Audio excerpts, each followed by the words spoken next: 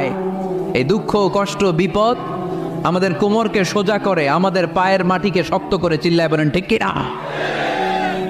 প্রতিকূল পরিবেশে কিভাবে বাঁচতে হয় এই দুঃখ কষ্ট আমাদেরকে শিখায়। এজন্য মুমিন বান্দার বৈশিষ্ট্য হচ্ছে দুঃখ কষ্ট বেদনা জ্বালা এগুলোতে সে আপসেট হয় না, সে হাল ছেড়ে দেয় না, সে ভরসা রাখে একজনের উপর। চিল্লায় বলতে হবে তিনি কে?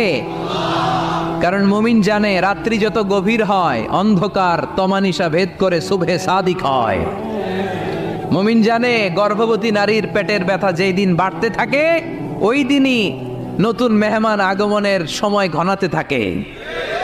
মুমিন জানে তার জীবনে দুঃখ কষ্ট বিপদ যত বাড়তে থাকে সুখের দিন কাছে আসতে থাকে। এজন্য মুমিনের হারাবার কিছু নেই। ফাইন্না মাআল উসরি ইউসরা, ইন্না মাআল উসরি ইউসরা। নবী হে, কষ্টের পরেই আছে আনন্দ, দুঃখের পর